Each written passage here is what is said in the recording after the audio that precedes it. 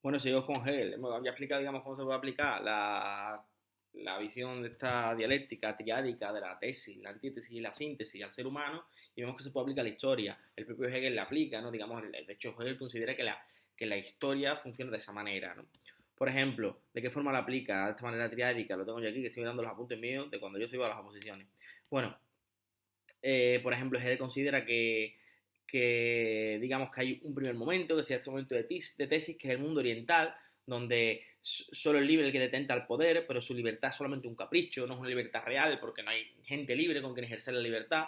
El segundo momento, es el mundo grecorromano, donde surge la conciencia de libertad, pero solo algunos hombres son libres. La libertad de algunos depende de la esclavitud de otros. O sea, es un momento, digamos, en el que ya aparece la libertad propiamente, pero todavía se mantiene la esclavitud.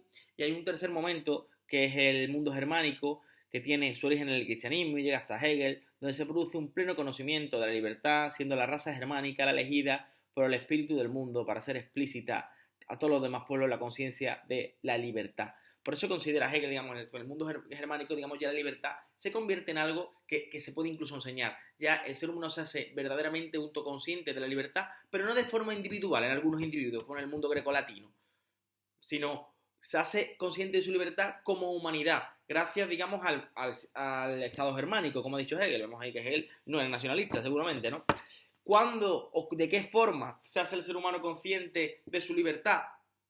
En la filosofía de Hegel, dice Hegel, por supuesto. ¿Por qué? Porque la dialéctica, tal como lo entiende Hegel, el desarrollo histórico no es más que la forma en la que el espíritu o la humanidad, porque Hegel llama al espíritu humanidad, la forma en la que el espíritu o la humanidad van tornándose, van haciéndose conscientes de sí mismos, van alcanzando la libertad de forma que se hacen conscientes de sí mismos. En el momento en el que el espíritu se convierte en autoconsciente, se vuelve absolutamente consciente de sí mismo, digamos que se alcanza, por así decirlo, un culmen en la historia, un fin de la historia. Ya no hay más progreso, ya hemos llegado al máximo de progreso posible. ¿Dónde se consigue eso? En el momento en el que Hegel hace su filosofía, en la Alemania de su época, y en concreto en la filosofía de Hegel. No quiere decir que la historia no pase, claro que sigue pasando la historia, Hegel no dice, no, se detiene el tiempo, pero digamos que ya no hay ningún cambio histórico que vaya a ser significativo. Los cambios significativos se han producido antes, ya había saltos históricos que se han producido antes, ahora él solamente es un paso del tiempo, pero sin cambios históricos significativos, sin modificación, digamos, de el sujeto histórico, que a Hegel lo llama espíritu, pero que nosotros, si queremos entenderlo, lo podemos llamar humanidad y ya está. La humanidad como concepto, ¿no? Lo podemos llamar humanidad y ya no lo entendemos perfectamente porque Hegel habla con términos un poco raros a veces, ¿no? O sea, digamos, es importante entender que el momento de conflicto es fundamental para que haya dinamismo histórico, porque es justamente el hecho de que haya un conflicto entre dos elementos, entre un elemento tético y otro antitético, entre dos elementos que entran en liza, por así decirlo, para que se produzca el movimiento en la historia.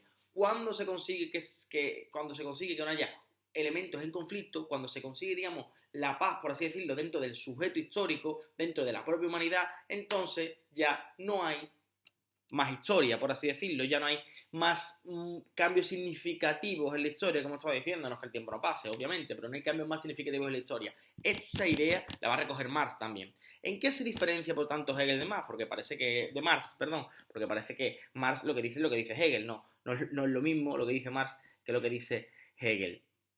¿En qué se diferencian Hegel de Marx? Se diferencian fundamentalmente en lo que consideran, digamos, lo consideran que está en el origen del cambio histórico. Los dos consideran que es el conflicto, pero Hegel considera que el conflicto se produce a un nivel ideal, por así decirlo, al nivel de las ideas. Frente a Marx se considera que el conflicto se produce en un nivel material. Por eso Hegel es un filósofo idealista, por eso Marx es un filósofo materialista. Hegel considera que lo que entra en lista, lo que entra en conflicto son diferentes ideas sobre la realidad. Marx considera que lo que entra en lista, lo que entra en conflicto son diferentes individuos, diferentes clases sociales, por así decirlo, que surgen, que tienen su origen, en último término, en las condiciones materiales de su época. Esto es lo importante. Para Hegel, el origen, la dialéctica es una dialéctica de ideas, y para Marx, la dialéctica es una dialéctica que tiene su origen en el trabajo, la forma en la que se organiza el trabajo por las diferentes sociedades. Esto es fundamental para entender a Marx. Digamos que para Hegel son las ideas las que determinan nuestra forma de organizar la sociedad. Para Marx es nuestra forma de organizar la sociedad lo que va a determinar las ideas que tengamos. Y esto es una idea que vamos a desarrollar más veces y que vais a tener que entender para poder hacer bien los ejercicios que os he mandado sobre Marx, porque es una idea fundamental del materialismo histórico.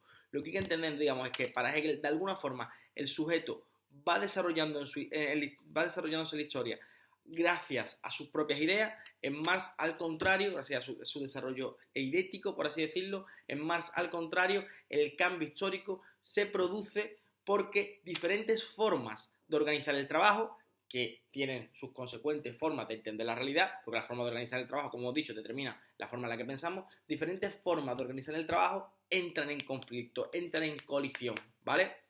Eso es fundamental para entender a Marx. Digamos que para Marx lo que mueve la historia no son las ideas, sino son las formas de organizar el trabajo en último término, aunque esto que digo es muy a pinceladas grandes, porque evidentemente los sujetos revolucionarios son sujetos con ideas revolucionarias. Pero claro, ¿por qué tiene el sujeto revolucionario esas ideas? ¿Por qué tiene, digamos, el socialista esas ideas socialistas? Porque ha interiorizado su situación de explotado dentro de una sociedad en la que las condiciones materiales de existencia, digamos, en la que la forma de distribuir el trabajo no es la adecuada. O sea, el socialista piensa eso, o llega a pensar eso, porque se encuentra en una situación, digamos, de explotación. Por eso piensa eso el socialista, ¿vale? Eso es lo que dice Marx, fundamentalmente. ¿De dónde le viene esta idea de Marx a prestar atención a las condiciones materiales de existencia? Del segundo autor del que vamos a hablar, de Ludwig Feuerbach. Ludwig Feuerbach, que nace en 1804 y muere en 1872, Ludwig Feuerbach, digamos, critica a Hegel, un filósofo que pertenece a la izquierda hegeliana. En Hegel, digamos, hay dos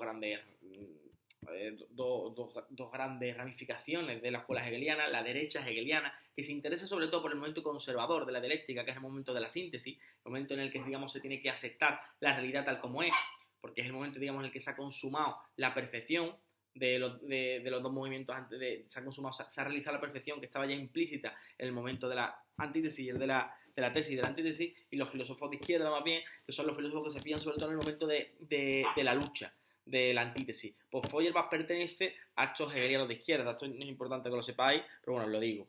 ¿Qué critica Feuerbach a Hegel? Feuerbach le critica a Hegel que no se interesa, que no tiene en cuenta las condiciones materiales de existencia de los hombres, y que estas condiciones materiales de existencia, o sea, la forma en la que se organiza la vida de los hombres, el contexto, digamos, el modelo productivo en el que trabajan, la sociedad en la que viven, digamos, materialmente, digamos, la forma en la que se organiza el trabajo, la forma en la que se reparte la riqueza, digamos, la forma en la que se intercambian o participa el trabajador dentro de todo el sistema productivo, entra el trabajador dentro del sistema productivo. Todo esto es lo que condiciona, es lo que verdaderamente determina el desarrollo histórico. Eso es lo que dice Feuerbach. No las ideas de un sujeto histórico, no las ideas del espíritu, la humanidad, no, eso no interesa a Feuerbach. Feuerbach dice que Hegel se equivoca porque lo que produce el cambio histórico son las condiciones materiales de existencia. Una idea que va a recoger Marx, como ya hemos visto. ¿Y qué desarrollo, qué saca en conclusión Feuerbach interesante de todo esto? Saca en conclusión, digamos, saca en conclusión, desarrolla el concepto de alienación, que también lo va a recoger Marx, y que es un concepto ya que está también en Hegel. ¿Cómo dice Feuerbach que se produce la alienación? ¿De qué forma? Feuerbach dice que el hecho de que el ser humano viva en una sociedad en la que es un ser que está en una situación de desamparo, en cierto sentido, que es un ser, digamos, que vive en unas condiciones deplorables, condiciones, digamos, que no son las mejores, hace que, de alguna forma, al sentirse el pequeño, al sentirse el poca cosa, desarrolle o proyecte un montón de perfecciones, todas las perfecciones que le faltan en otro ser. Y ese ser hace ser lo llamativo. Y así surge la religión. La religión surge, que esta idea la va a recoger Marx también, de las penas que vive el ser humano en el mundo. En la medida en que el ser humano vive en una sociedad, digamos, desigual, en una sociedad en la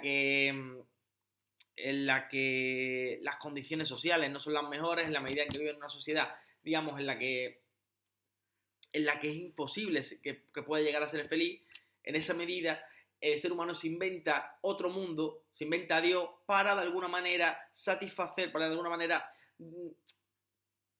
restar importancia a su sufrimiento del mundo de aquí. Dios en la creación que construye el ser humano, alienándose y volviéndose extraño a sí mismo, para justificar o intentar hacerle aceptable la miseria que vive en su mundo.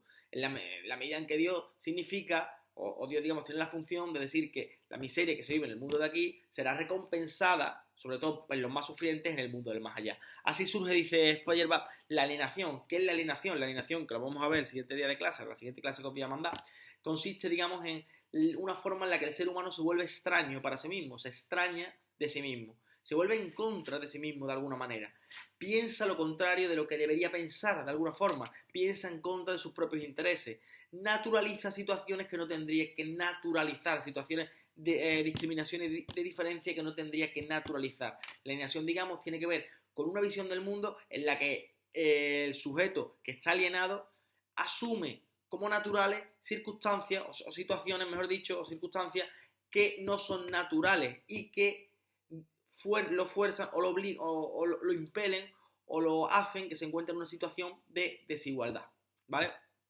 Bueno, pues ya hemos terminado. Primera vez que hago una clase de esta manera, espero que no haya sido especialmente pesado. Y nada, si tenéis dudas me mandáis un correo y subo otro vídeo y ya veréis, voy a ser youtuber.